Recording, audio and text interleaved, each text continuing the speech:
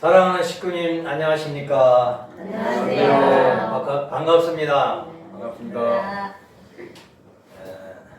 오늘은 엘리야의 재림과 세례요한에 대한 말씀인데 먼저 성경 훈독부터 하도록 하겠습니다.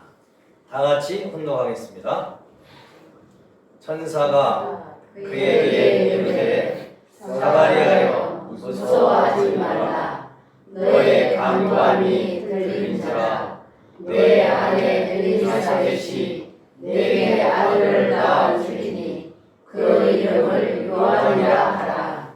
너도 기뻐하고 즐거워할 것이요 많은 사람도 그의 태어남을 기뻐하리니 이는 그가 주 앞에 큰 자가 되며 포도주나 독한 술을 마시지 아니하며 모태로부터 성령의 충만함을 받아 이스라엘 자손을 주 곧 그들의 하나님께로 많이 돌아오게 하겠습니다. 그가 또 엘리야의 신령과 능력으로 주 앞에 먼저 와서 아버지의 마음을 자식에게 거스르는 자를 의인의 슬기에 돌아오게 하고 주를 위하여 세운 백성을 준비하리라. 사라가 성령의 감동이여 복중에 있는 세례 요한 보고 정신토록 주의 앞에서 성결과 의로 두려움이 없이 섬기게 하리라 하셨도다. 이 성경 말씀을 기억하시면서 말씀을 들으시기 바라겠습니다. 제목이 엘리야의 재림과 세례 요한입니다. 이 내용은 마지막 이스라엘 선지자가 말라기인데 이 말라기 4장 5절에 보면 예수님이 오시기 전에 엘리야가 재림한다 하는 그런 뜻이 있고 그 엘리야가 재림한 엘리야가 예수님의 길을 준비해가지고 곧게 가시도록 하신다 하는 그런 내용입니다.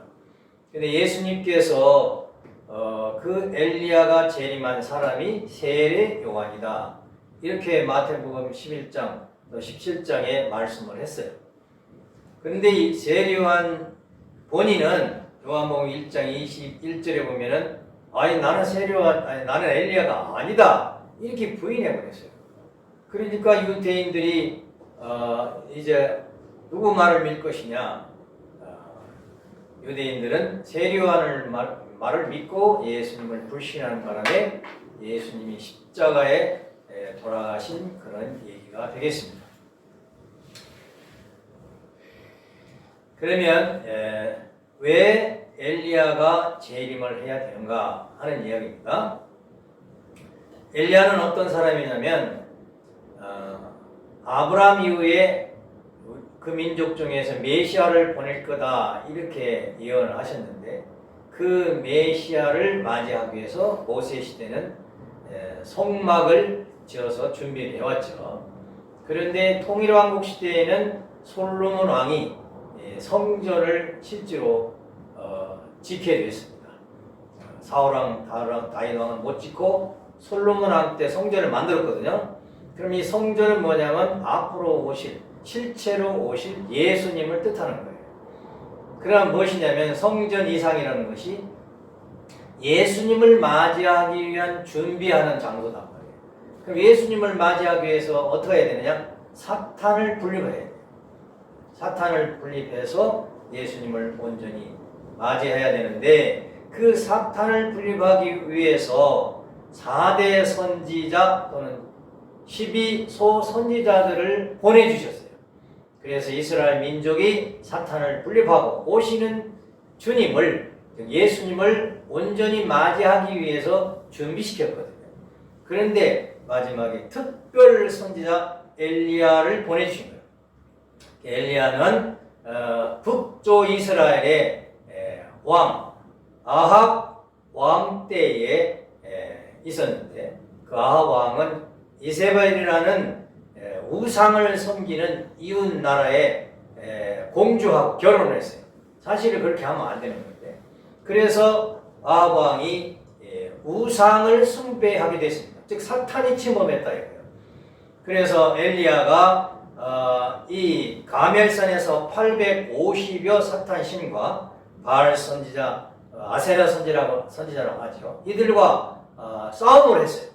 그래서 그 사탄과 싸움을 했는데 그 싸움해서 결국에는 이겼습니다. 자세한 내용은 성경을 보시면 되고 열왕기 하서 2장에 보면은 자세하게 나오거든요. 그렇지만은 완전히 분리되지 못하고 엘리야가 불수레를 타고 하늘로 올라갔습니다. 그래서 그 올라간 엘리야가 재림해야 된다. 왜 재림해야 되냐 하는 것입니다. 재림하는 이유는 사탄을 분립해서 메시아를 맞이하기 위해서. 그래서 유대인들의 소망은 근본 소망은 메시아가 와서 구원해 주는 거잖아요. 그런데 메시아가 오기 전에 엘리야가 와야 된다고 했기 때문에 그들의 갈망은 뭐냐? 엘리야가 재림하는 걸 먼저 기다리고 있는 거예요. 기다리고 있습니다. 그런데 이 엘리야가 와가지고 예수님 오시기 전에 900년 전에 사탄과 싸우다가 수레를 타고 영계로 가셨는데 그분이 다시 오야 된다.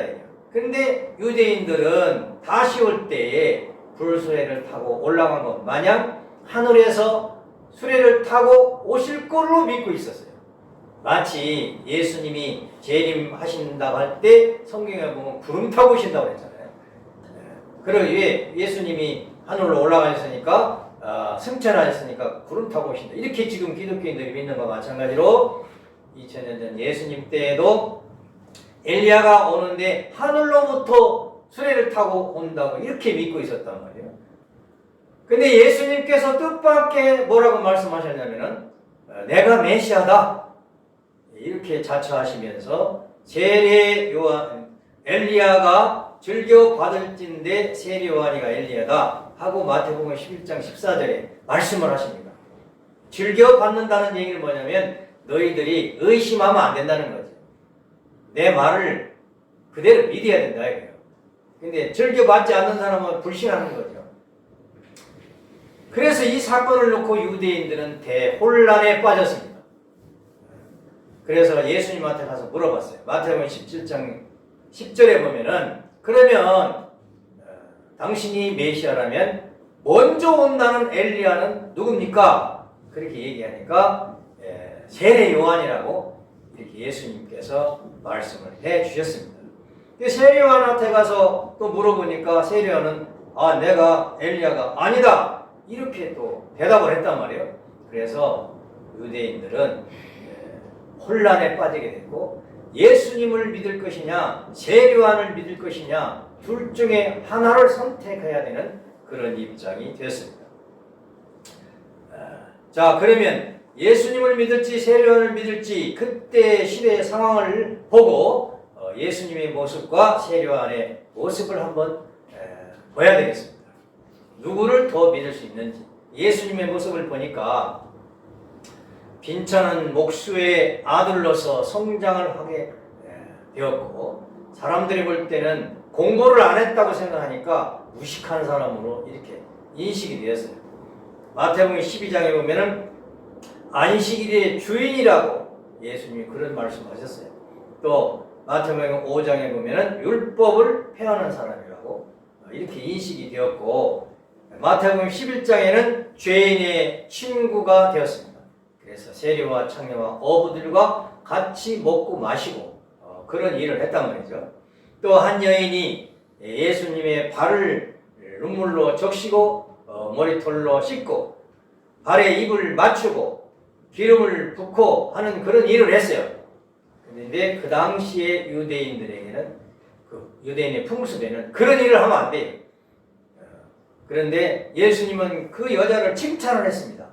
그러니까 그 시대의 유대인들이 생각할 때의 그 풍습에는 전혀 맞지 않는 그런 일을 했단 말이죠. 더 놀라운 것은 요한복음 14장 9절에 보면 자기를 하나님과 동등한 10장에 말씀했어요. 빌립이라는 사람이 그러면 아버지 하나님을 보여달라고 그랬어요. 예수님 뭐라고 했습니까? 나를 보았는데 하나님을 보여달라고 하느냐? 자기가 하나님이라고 이렇게 말씀을 했습니다. 그들은 유대인들은 이해를 못한 거죠. 그래서 요한복음 14장 6절에는 내가 인생의 길이요 진리요 생명이 나로 말미암지 않고서는 하늘나라 못 간다고 했어요.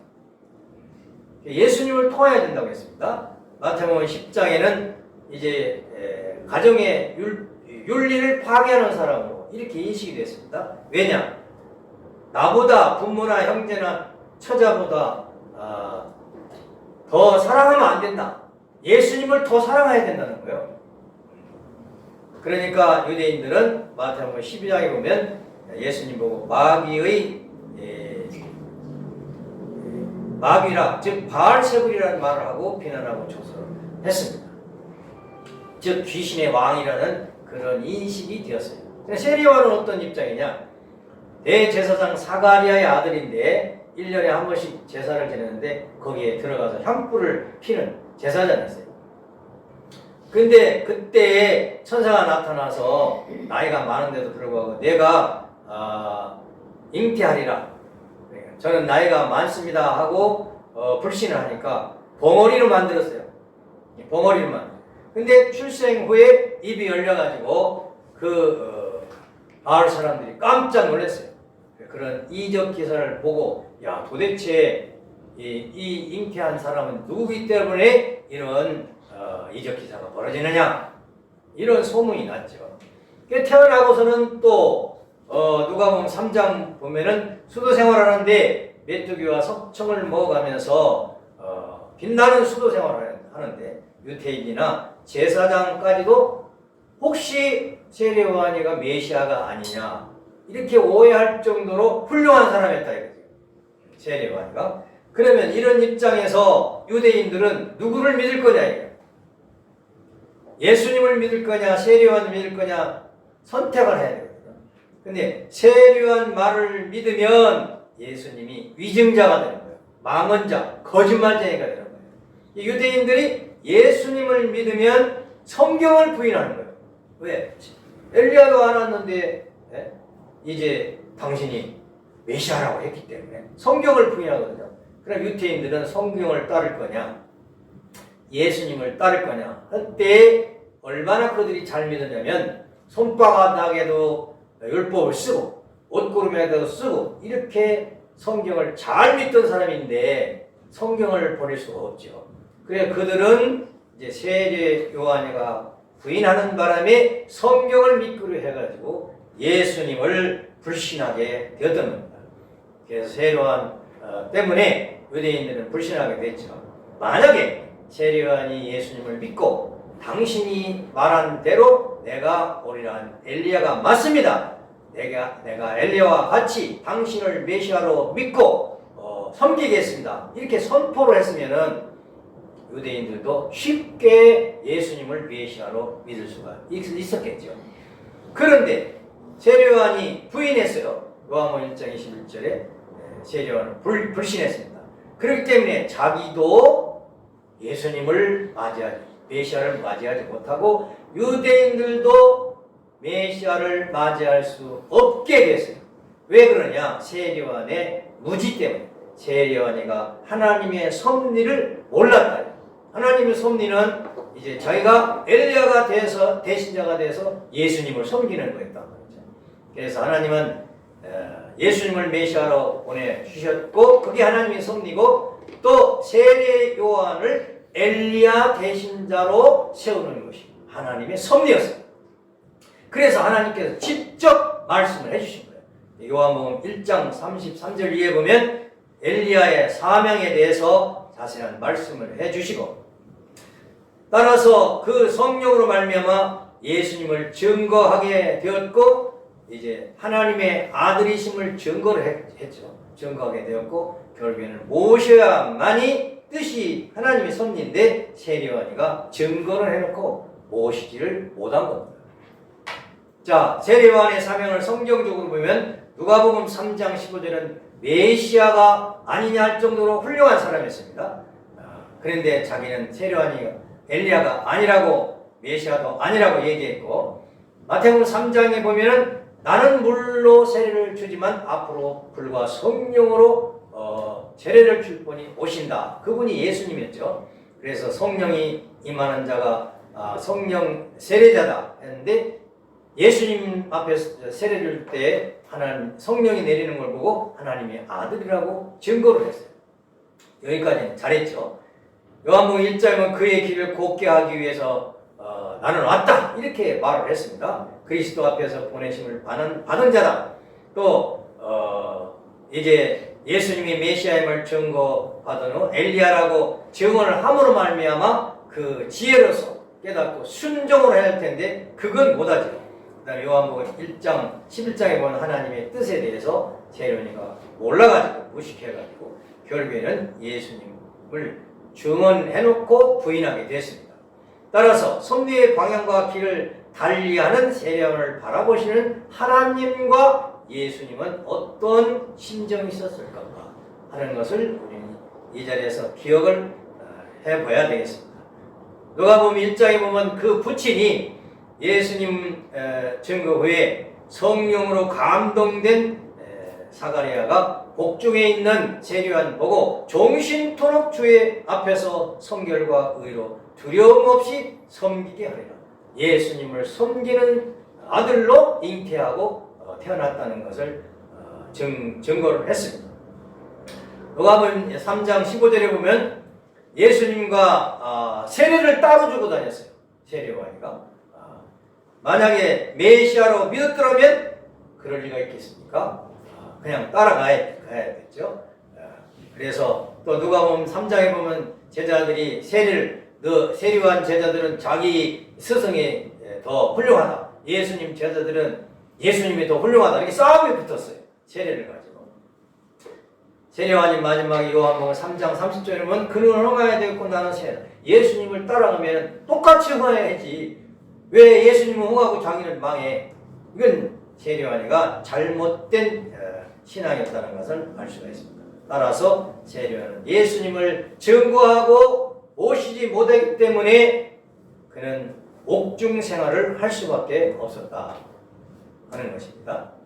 그래서 세례요한이가 성령이 임했을 때는 예수님이 메시아라는 걸, 하나님의 아들이라는 걸 증거했는데 성령이 떠나니까 인간적으로 돌아왔어요. 세례요한이가 인간 세례요한이가 되어서 예수님을 따르지 않고 불신함으로 말미암아서 옥중생을 하게 됐죠. 우리의 신앙도 그걸 대단히 조심해야 돼요. 은혜 받을 때는 잘한다고 하고 또 은혜가 떨어지면 불신하고 이런 일이 있어서는 안 되겠다 하는 그런 말씀이 되겠습니다. 예수님과 세례요한의 대화를 보면은 세례요한이가 감옥에 들어갔어요. 감옥에 들어가서 가만히 예수님이 하시는 일을 제자들한테 소문을 듣고서 뭐라고 했냐면 오실 그이가 당신이오일까 우리가 다른 일을 기다려오일까?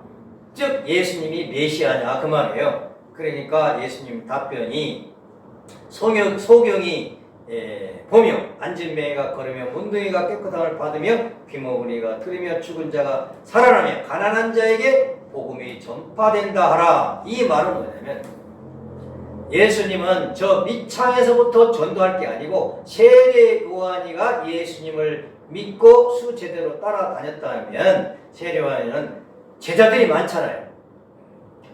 한 명이 수천 명을 지도할 수 있는 지도자가 예수님은 필요했던 거예요. 그런데 세례요한이 불신함으로 말미암아 예수님은 그 밑창에 들어가서 전도를 하지 않으면 안 되게 되었던 것입니다. 따라서 예수님은 뭐라고 말씀하셨냐면 나로 말미암아 실족하지 않는 자가 복이 있다는 말씀을 하십니다. 아버님도 그랬죠. 죽지만 말고 살아있으라고 했죠. 끝까지 살아있으라고 했잖아요. 떨어지지 말고. 예수님을 죽음 삼고 세례요한이 떨어지지 말고 끝까지 따라다니면서 증거하고 모셨더라면 얼마나 좋았겠습니까? 세례요한은 그렇지 못했죠. 실족하고 말았습니다. 마태복음 11장에 보면은 여자가 낳은 자 중에서 세례요한보다 큰 이가 일어남이 없다. 왜? 증거를 했기 때문에. 처음 증거했잖아요. 메시아라고.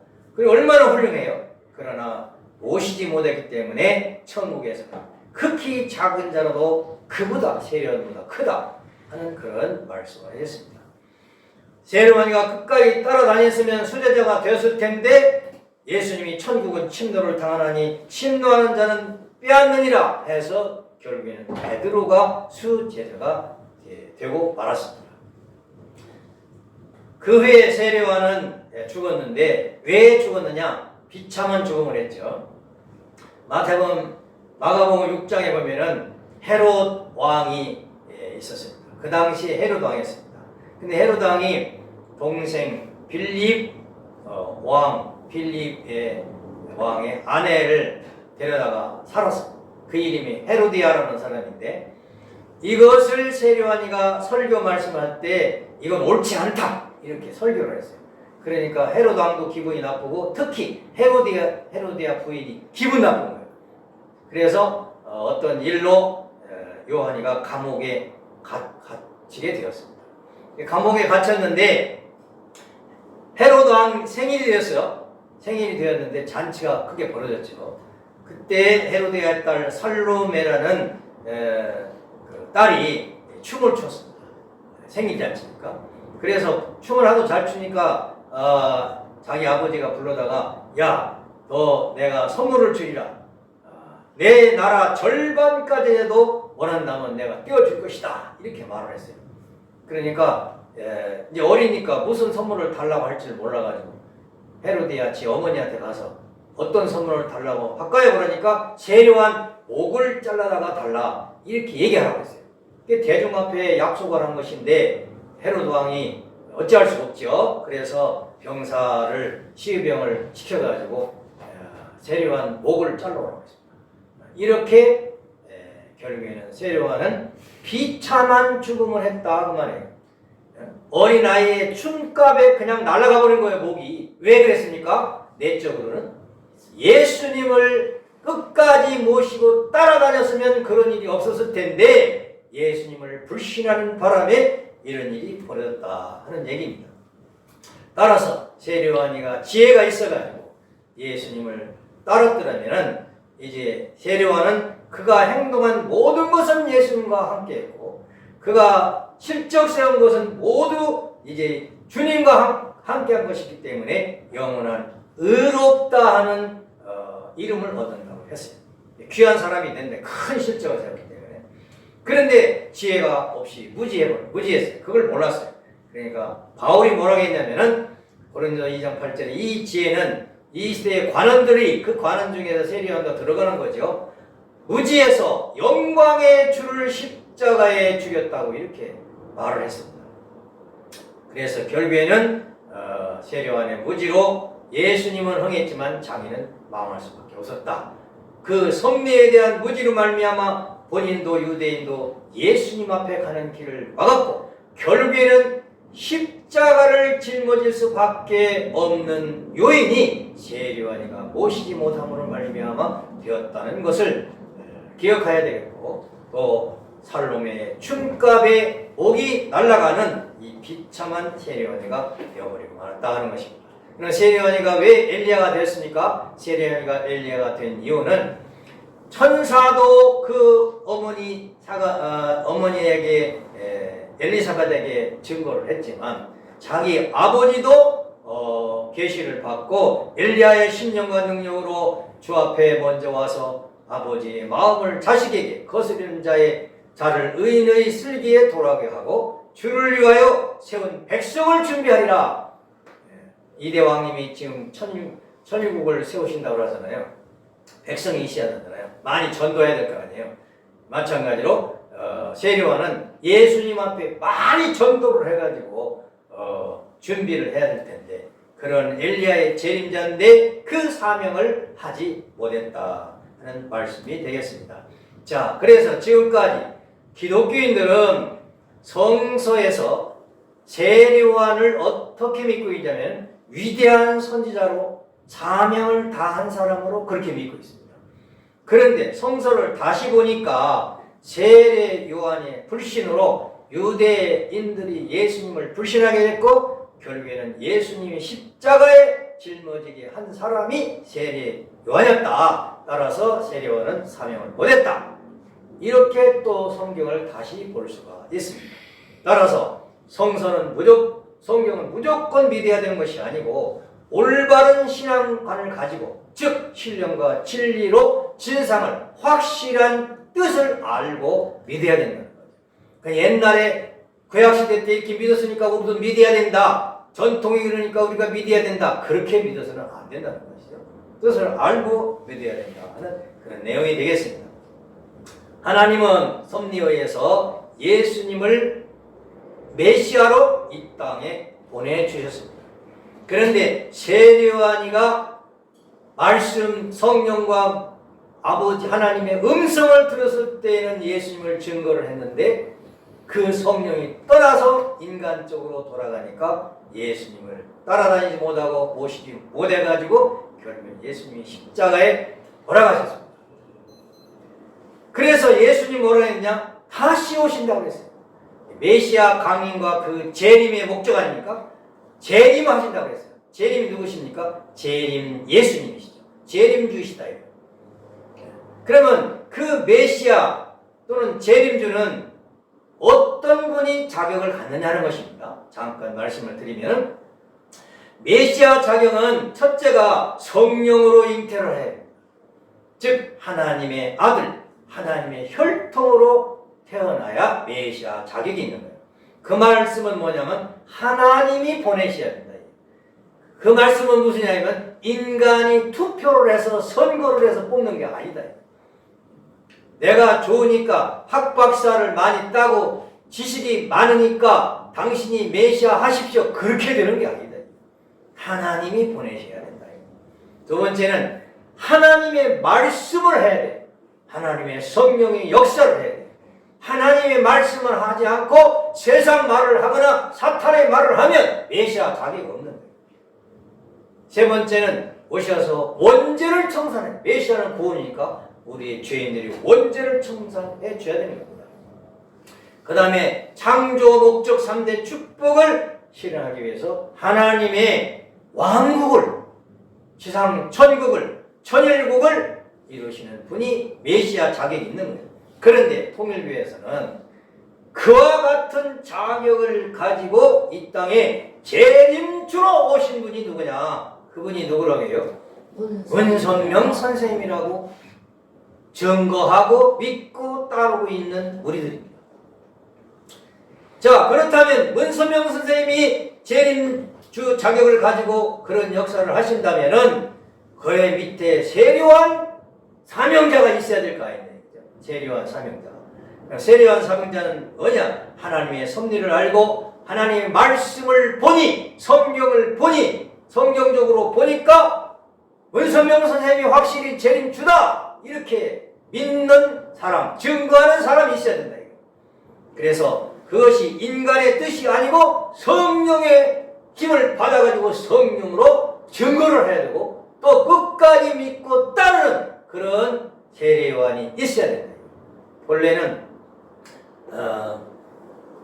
이제 기독교 목사님 중에서 그런 세례요한자가 나와야 되겠죠. 근데 기독교인들은 하나같이 다 불신하고 배반해요. 그래서 이제 통일교회 특별한 제자들이 나왔습니다. 목숨을 걸고 문선명 선생님이 재림주라고 증거하고 믿고 따르는 제자들이 생겼어요. 그래서 세례요한 사명을 다 했기 때문에 문선명 목사님은 하나님의 아들로 하나님이 보내신 분으로 증거가 되고 믿고 있고, 또 하나님의 말씀을 해주셔서 8대 교제 교분이라는 말씀이 있고, 또 성령 역사를 해서 오늘도 구원 섭리를 하고 계시는 겁니다. 원죄를 청산하기 위해서 축복 결혼 역사를 하고 계시고 3대 축복을 실현하고 있으며, 하나님의 왕국을 실현하기 위해서 문선명 선생님 뿐만 아니라 재림주님 뿐만 아니라 그 아들 이제 문형진 아들이 상속받아가지고 천의국을 이루기 위해서 오늘도 열심히 활동하면서 계시다는 것을 알고, 이러한 뜻이 옳다고 계시를 받거나 성령을 받은 분들은 함께 동참해서 천일국을 창건해가지고 구원받고 행복하게 지상 천국 생활을 할 수 있는 여러분들이 되시기를 바라면서 하나님의 말씀의 은혜를 받고 또 성령의 은혜를 받아서 문선명 선생님께서 재림주라는 것을 확실히 믿는 사람은 동참해서 이 하나님 왕국 지상 천국을 만들어 놓고 행복하게 사시는 여러분들이 되어지기를 바라면서 이 귀한 복음의 말씀을 전달했습니다. 대단히 감사합니다.